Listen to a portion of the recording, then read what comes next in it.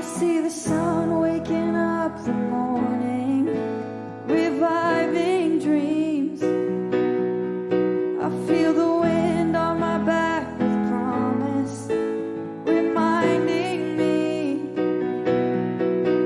there's a garment of praise for heaviness. There's a new song burning inside my chest. I'm living in the goodness that He brings.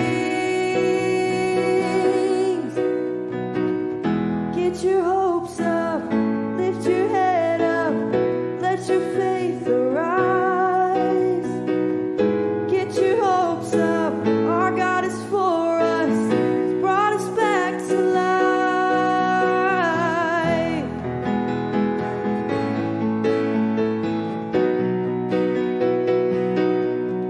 I see the sun waking up the morning, reviving dreams.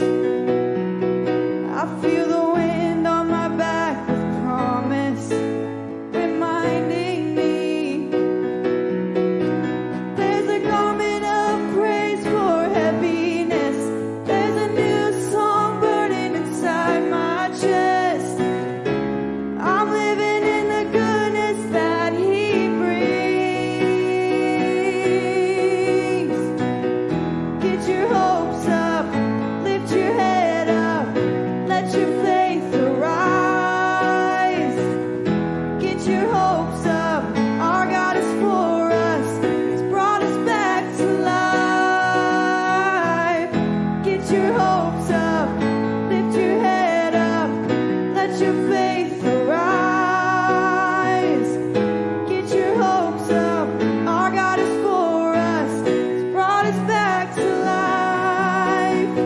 Christ before me, Christ behind me, I am firmly held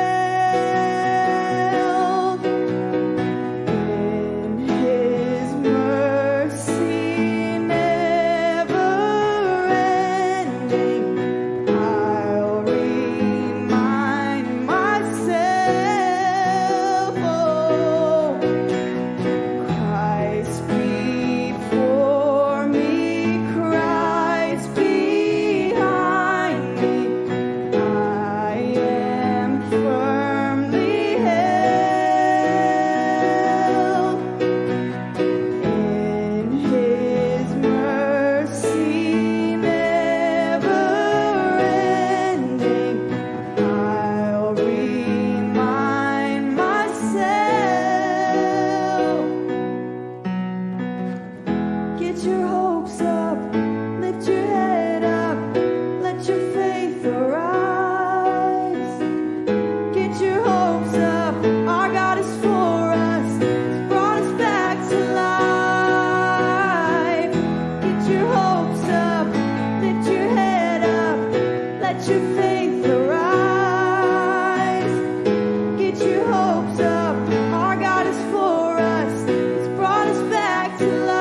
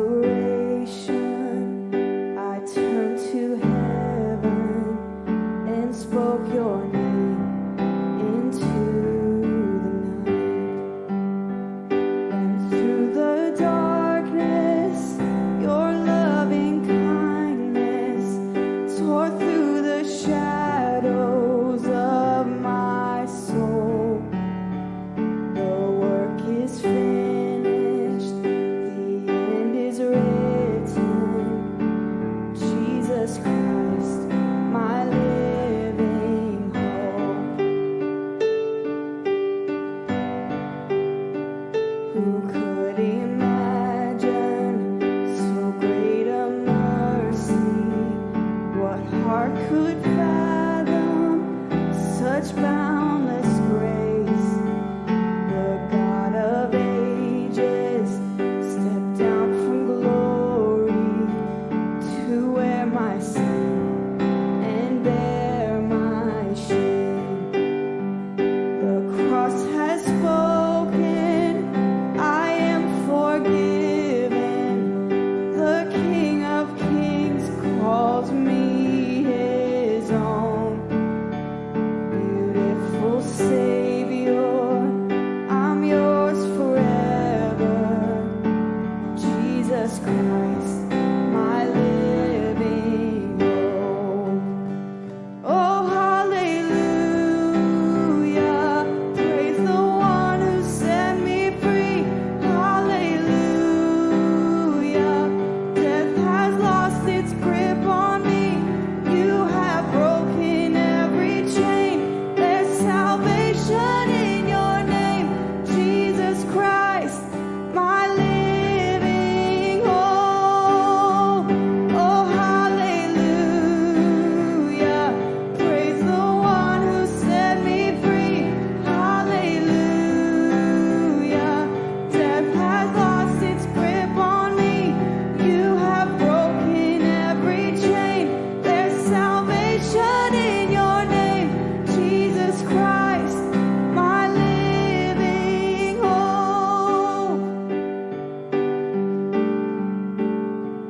Then came the morning that sealed the promise.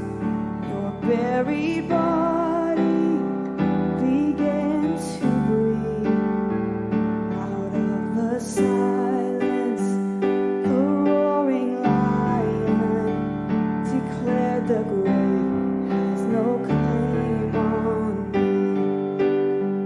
Then came the morning that sealed the promise.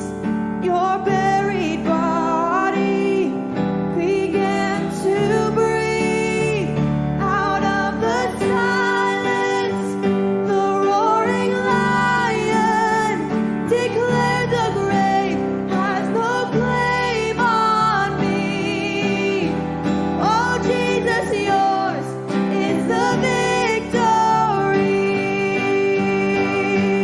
Yeah. Oh, hallelujah, praise the one who set me free. Hallelujah, death has lost its grip on me.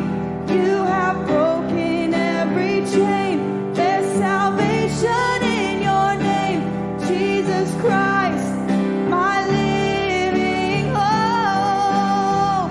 Oh, Jesus Christ, my living hope. Jesus Christ, my living hope.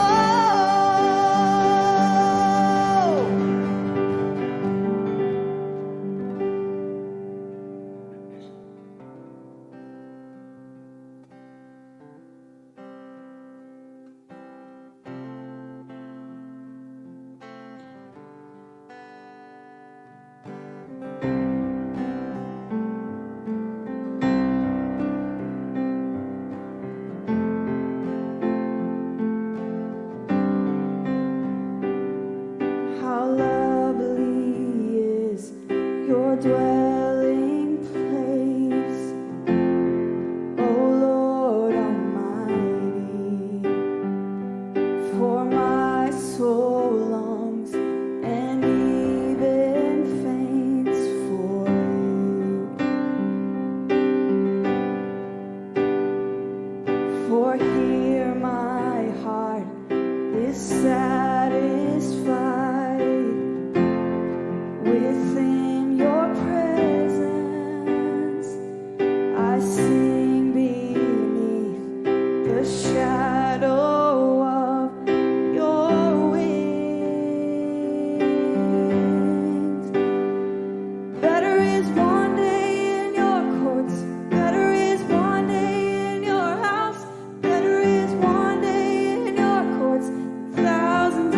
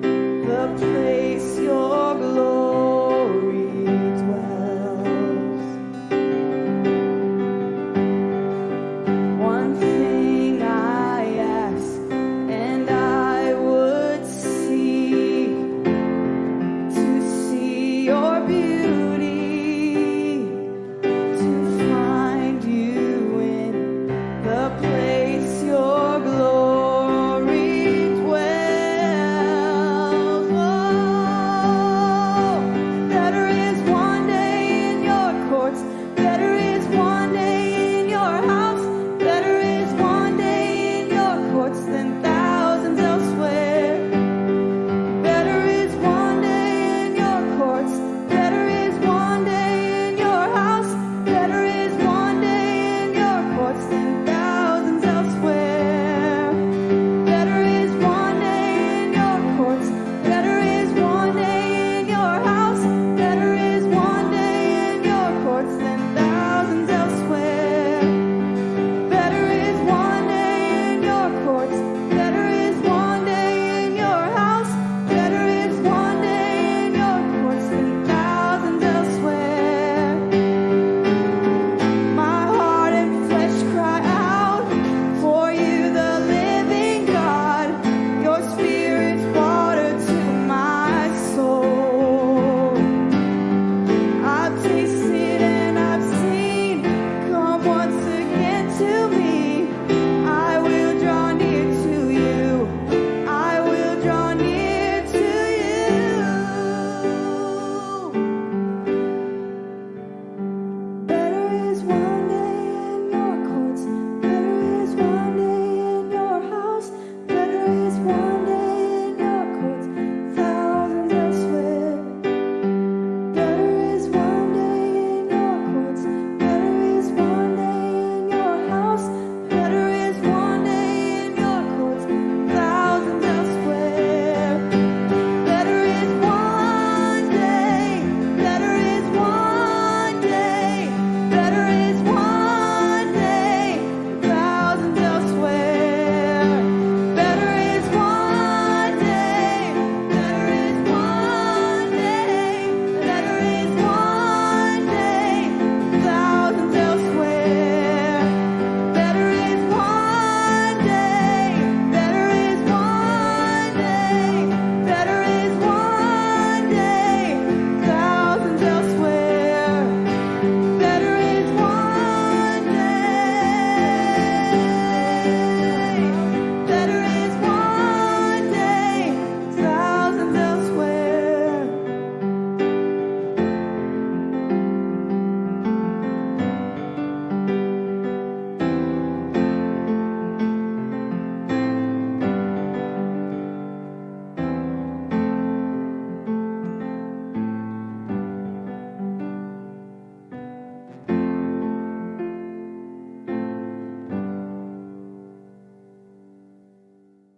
Hey, good morning, New Life Church. Happy 4th of July weekend.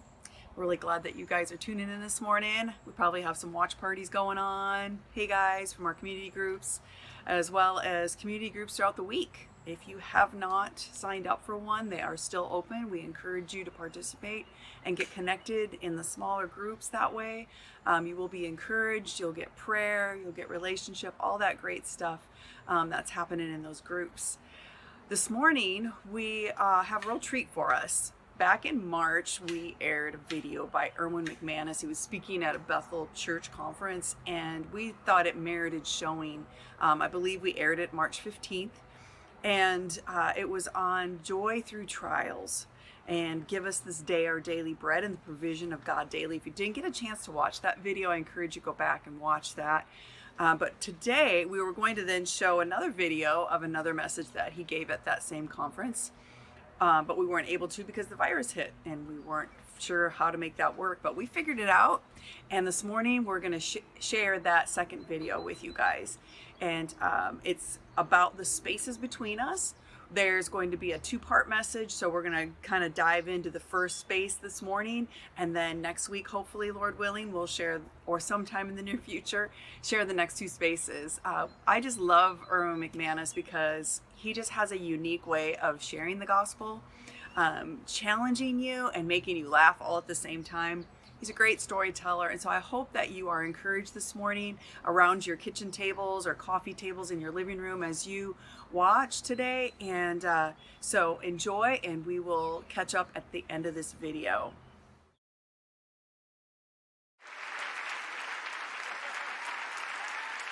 How you guys doing tonight?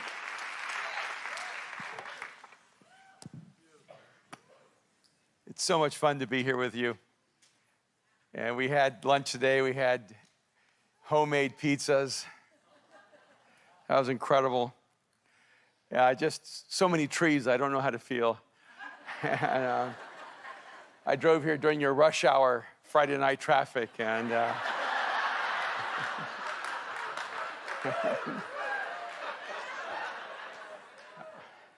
I don't even know how I'm going to reacclimate myself to LA. But and it's a beautiful place. And but you know, it's amazing. I don't think anyone hardly in the world would have ever heard of Reading if it wasn't for Bethel. It's true, you can applaud because you should. And that this place has become renowned across the planet, and people come from all over the world to learn at your feet. And and I know as a pastor that's so much bigger than the individuals that are identified with it. That it's really the entire community doing something together that allows God to create beyond our own capacity and our own gifting. And I'm excited about what's to come for you. I love the theme of Horizon. This is the epic year. I mean, 2020, I'm going to be really sad when it's gone just from an artistic perspective. I mean, 2021 just isn't going to look right. But this is the beginning of not just a new year and a new decade. It really is the beginning of a new future.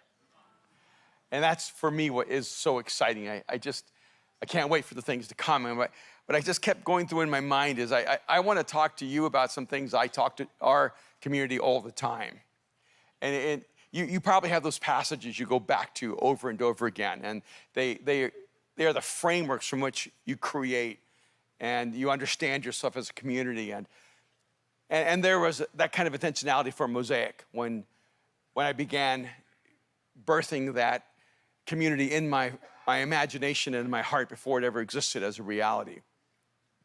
One of the things that has always struck me was how the movement of Jesus began in such an unexpected way. I mean, it's almost in the backdrop of one of the greatest empires that ever existed.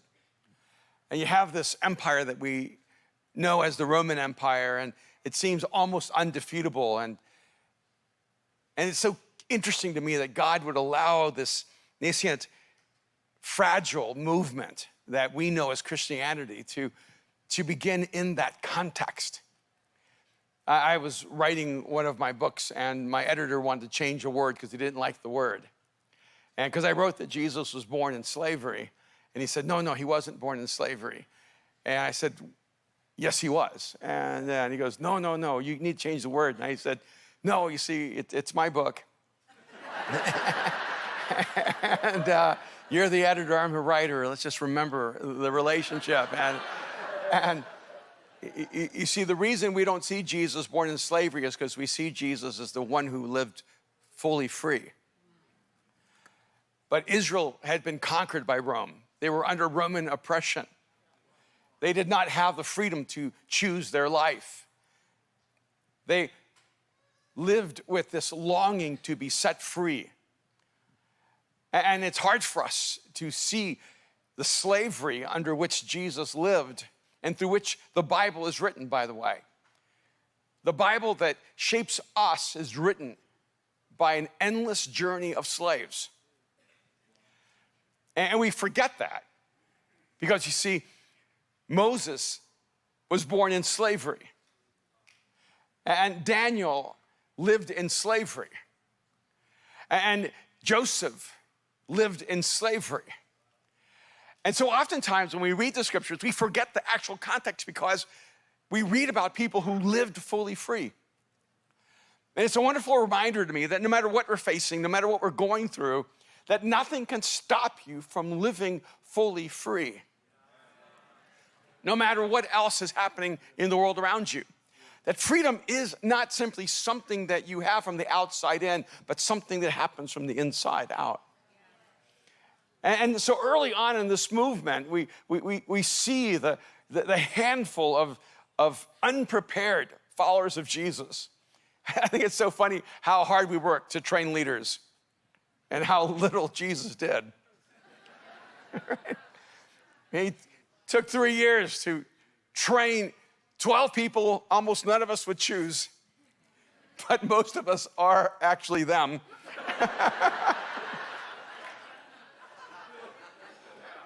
Surrounds himself by people no one else wanted. This wasn't like the NBA draft where you finally got the lottery pick. Jesus picked the people nobody was choosing.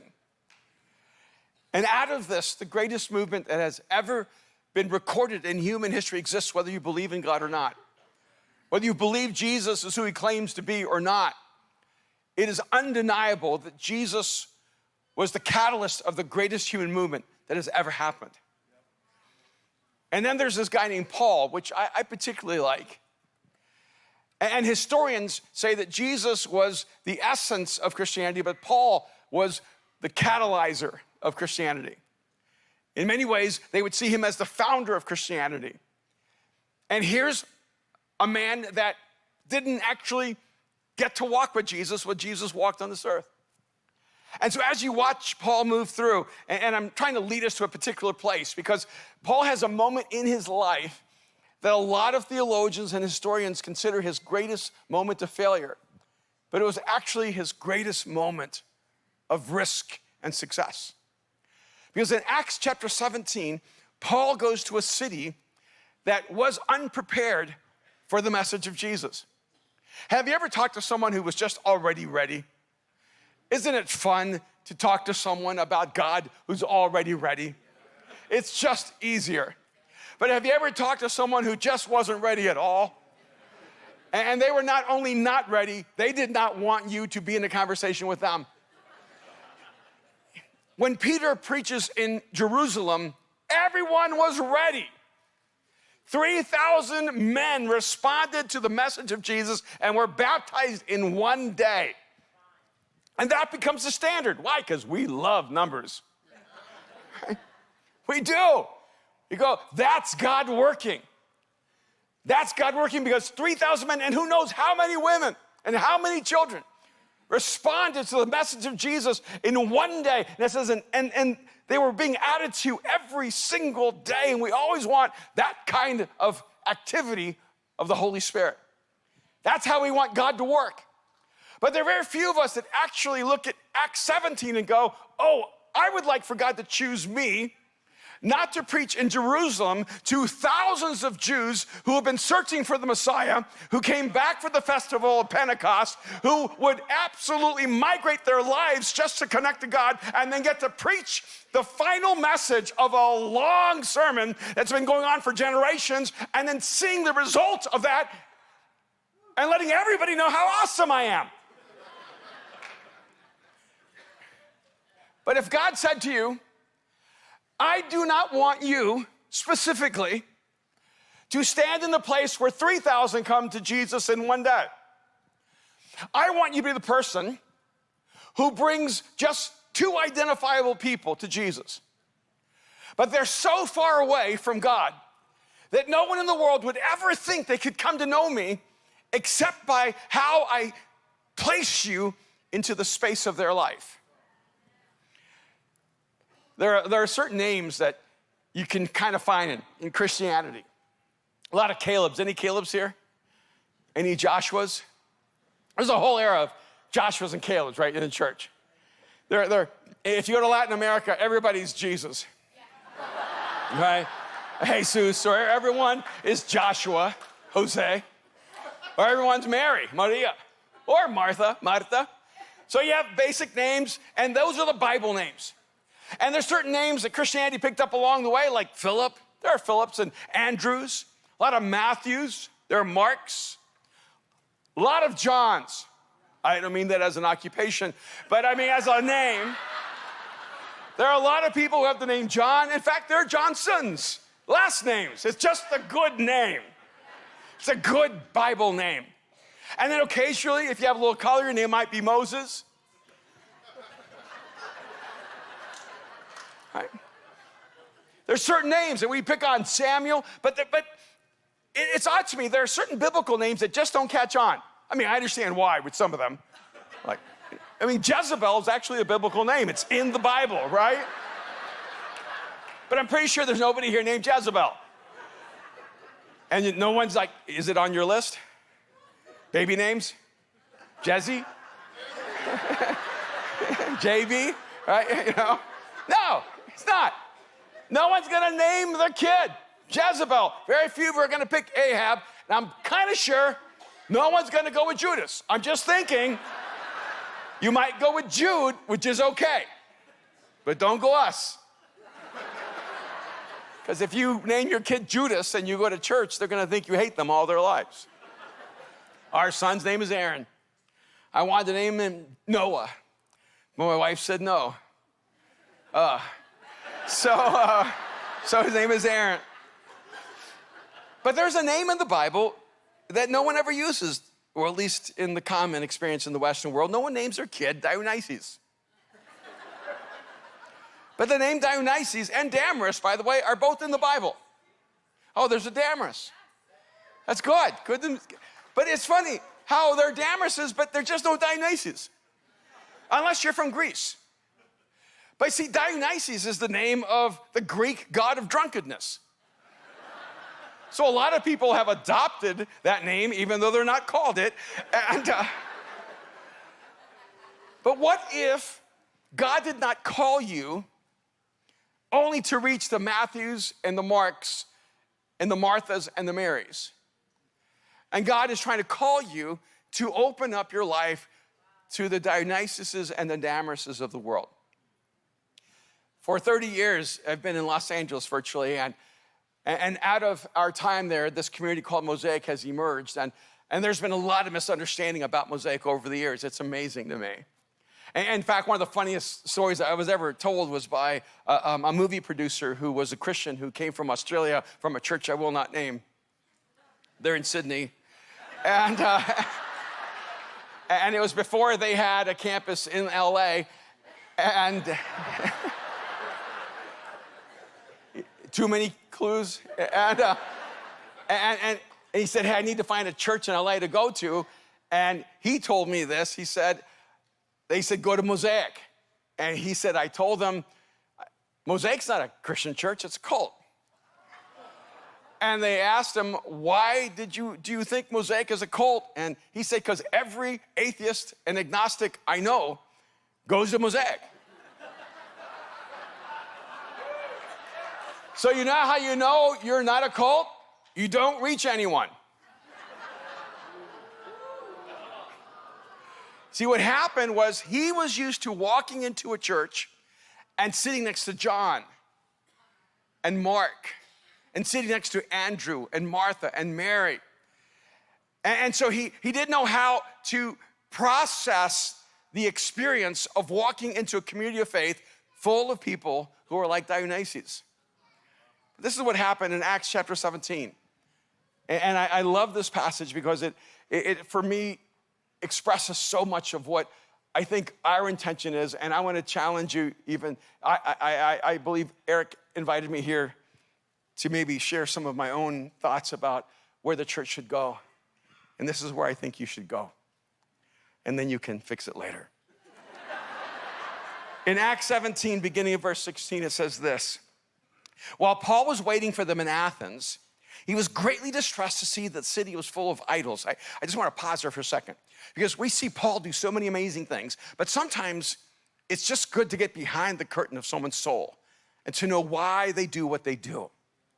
And here you can know that everything Paul's about to do is going to happen because of one specific motivation. He was distressed that the city was full of idols. And I think that's two-sided. See, I think Paul was distressed that people were worshiping gods that were not the one true living God, and that God was not receiving the honor and glory and worship he deserved. But I also think he was distressed because people were crying out to gods that could not hear, and could not see, and could not help. I think he was as distressed for what God was not receiving as he was for what people were desperate to find. It says, while Paul was waiting in Athens, he was greatly distressed to see that the city was full of idols. And for most of us, see, I think somewhere along the way, I'm not sure why, but I think some of it is almost like our spiritual self-righteousness. Wherever we see a city full of idols, we tend to condemn it and want to run from it, rather than to lean into it and help it find freedom. I'm going to tell you something I've never told anyone in a public space. 20 years ago, a group of prophetic leaders from around the world came to Los Angeles and asked to meet with me. And they over 20 years ago, 25 years ago. They said God had spoken to all of them and that God had told them he was going to destroy Los Angeles. And I needed to join with them in this prophetic declaration of judgment on the city. And I looked at all these prophetic leaders and I said, none of you are from the city. It's odd to me that God would speak to you a prophetic word about my city. And I'm in my city. And let me tell you, if God's going to destroy a city, it's not this one, it's probably yours. Because it's more likely that God would destroy a city with people who say they believe and do not live it out than a city that is struggling to believe but claiming no belief in God. And they said, no, by the year 2000, God's going to destroy the city. I want you to know I have 20 years of proof they were wrong. What I do know is they wanted so badly for God to destroy Los Angeles. See, I think there's something that has seeped into our souls. We would rather God bring judgment on a world we do not like than God bring freedom to a world we don't understand. I think we have to change our heart and actually love people who are different than us, love people who disagree with us. I do these little Instagram Q&As. I don't know if you ever do those. Yeah. And I got this question from someone actually from our congregation. Actually, someone from my staff. And she asked, how do you love people who completely disagree with everything you hold dear? Do you know who asked that? She's on your team. And I said, I don't understand why that's a problem. And she responded, oh dear. See, why is it hard to love people who disagree with you? See, why is it hard for us? See, if you only love people who agree with you, you actually only love yourself. So Paul's in a city. I'm almost getting to what I want to talk about. I'm almost there. In the city of Athens, and remember, the city of Athens is named after the Greek goddess, Athena. And so now he's in the city that's declaring their worship and praise of a false goddess. And most of us would never go there. We'd relocate. We'd go somewhere else. We wouldn't go to where Athena is elevated. But that's where God sent Paul. And then see, if you care about a city, the city of Athens, the city of all these Greeks, where would you go? Look at the next verse. Sometimes I read the Bible and I wonder if the pages got stuck together. Because the very next verse says, so he reasoned in the synagogue with both Jews and God-fearing Greeks. And I read that and go, wait a minute. If you're concerned about Athens, why do you go to the synagogue? That's the last place you're going to find the Greeks. And this is what I want to talk to you about. I want to talk about the spaces in which people live and how God is calling us to engage at least 3 different spaces. And I want to talk about the spaces between us. Because this first space is almost discovered in the contradiction of Paul's motive and Paul's actions. Paul cared about Athens. I believe most people of faith actually care about people without God. I do. I think we're sincere. I think we want people to know forgiveness, to know hope, to know love, to not drown in despair, to not live their lives broken and empty. I think we actually care, but what we do seems to be a contradiction of our concerns. It says, so he reasoned in the synagogue. The word so means what follows must be connected to what preceded. So. Paul cares about Athens, so he goes to the synagogue. Now, maybe it's because I didn't grow up in church and I didn't grow up reading the Bible, but I'm reading that going, no, that does not make sense. That's not even right. That's like saying you love the Lakers and so you buy Clipper season tickets.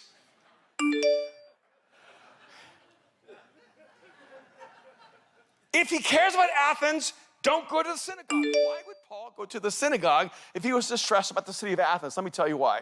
It's because it's what I would call his first space. See, all of us have a first space, a space where we feel at home, a space that reflects who we are, a space that reflects our values, our culture, our texture. You ever just step into a place, you go, I belong here?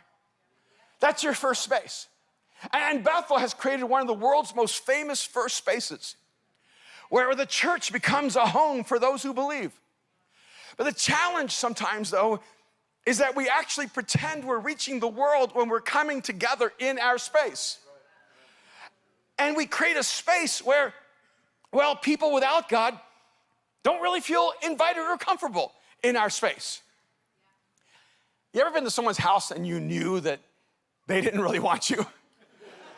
I remember one time, Kim and I, our kids were really small. We got invited to this person's house for dinner, and we brought our little children. And the moment we walked in, Kim was like about to have a panic attack because she could tell this house was not built for children. The furniture was not placed there for children, and this woman had no interest in children. And the whole time, I was just on edge. And when we got out of there, it was like the moment we stepped out of that door, we could exhale and go, we made it. Nothing was broken, but we're never going back. And we never went back. Look, she was as nice as she could be, but everything she created in the environment communicated to us, you do not belong here. See, what we don't realize sometimes is that even though we're creating beautiful spaces for those of us who believe, so oftentimes our spaces are counterproductive to those persons who do not believe. One day, my wife and I were watching, I was like Good Morning America, like one of those shows, you know, Today's Show, whatever it was. I don't know, because it was my wife watching it. I just sort of was looking in. And I was getting ready for work, and then I heard someone say, one of the hosts, in a moment, we're going to have a relationship expert.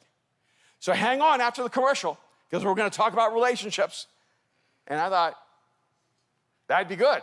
Like, you know, I'm male. I need a lot of help, you know, with relationships. So I kind of slowed down and got ready a little slower and waited for the commercials to go by. And then it came. And they had this woman, and she said, now, ladies, today we're going to talk about how to attract a man. That's not what I thought. And I almost left, but I thought, how do you attract a man? I don't know, you know, I just... might come in handy, I don't know. You know, it's like, you know, it's just... And so she started saying, ladies, if you want to attract a man, how many single women are here? Wow, a lot of you, okay. This is the advice that I was given, okay? She said, if you want to attract a man, as he's talking to you, mimic his facial expressions. Just subtly begin to mimic his facial expressions, and the more you mimic his facial expressions, the more he'll be attracted to you as he sees his facial expressions in your facial expressions. And as you continue speaking to him, begin to subtly mimic his body language and his hand gestures. Because the more he sees his body language and hand gestures expressed by you, he'll unconsciously become more attracted to you. And as I'm listening to this, I'm realizing what this woman is saying is that men are essentially in love with themselves. And what they're looking for is the female version of themselves. And now that's a little terrifying because I meet a lot of people who look exactly the same, and they're married. I do. It's odd. You see people like tall, skinny, blonde. They're married, and you know, short. You know, with this and that. Like people just are drawn even to their dogs. Their dogs look just like them. It's a weird thing, and I started thinking, wow, how is it possible that this is the insight on human attraction? And I realized, oh, that's just like the church. See, we like churches where everyone looks just like us. We don't say that. We would never say that. We just do it. And the moment someone looks different, we wonder what's up with them. I cannot tell you how hard this is me. Now, my wife looks the opposite of me. I just want to say, I married my opposite. I did not want to look at me growing old in the female version. And my wife is Irish. She's blue-eyed, white as a human being can be, and short and fiery. Very Irish. Yeah, I tell her she's a gypsy. She gets angry. So I say it more. And we're exact opposites, but she grew up going to church, and I grew up irreligious. And she spent so much of our marriage trying to get me to look right, to dress right, to act right, to say the right things. I cannot tell you how many times I've gotten dressed on Sunday, and my wife said, "You're not wearing that, are you?"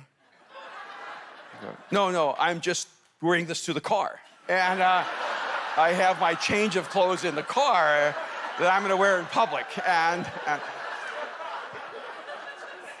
And she'll say, why do you have to do that? Why do you have to? In fact, I never even wore jewelry, but now I do. Because she's like, "Why do you do that?" I go, "Because no one does it who's ever on stage." And so when we all look the same, we communicate to people that Jesus is only interested in the same kind of people over and over and over and over again. See, the first space is not a bad space. It's the space that we create, but we need to create a space that is welcoming and inviting to those outside. It needs to be like that home where you go to and you visit. Like when I went to the Johnsons' home today, we just felt right at home. We just felt like we belonged there. And I think that's what the church is supposed to be. Last week, some of you may know this, but I had the opportunity to interview Ben Affleck. And it was at church. And I know, it's going to be so many people are going to just say so much stuff. And in 30 years in LA, I've never interviewed a celebrity or an artist like that at Mosaic, because I just didn't want Mosaic to be the platform for that. But I got a text, and they said, Ben Affleck has a new movie, and it would be it's a basketball movie. We know you love basketball, you love film, and we just think this would be a great interview. And I said no. And they contacted me again. We really think it's the right thing. And I said no. Then they came back, "No, but it's a perfect fit. And we just think Ben would do it." And I said, "Yeah, yes." And then 15 minutes later, no, I changed my mind, no. And then he sent me a long text saying, "These are all the reasons why I think you should have him." He said, he just will not do any other Christian venue. You're the only place that he might be open to coming to. And so and then I had this thought, I think Ben Affleck's an atheist. So I thought, then I can say yes. And then, so he came, and we did this 20-minute interview on Sunday morning, and I found out he has like some kind of faith. I was so disappointed. And so as I began the interview, I said, "Ben, part of the reason I invited you is I thought you were an atheist. I thought this would be such a fun conversation between you and me. But now I'm hearing you talk about faith." He goes, "Oh, no, I have some faith." And he started talking, but I wanted them to know, hey, it's okay if you're an atheist. You don't have to pretend here. See, we can have a meaningful conversation about life and art and culture and addiction and struggles. And Mosaic is a place where people don't have to pretend.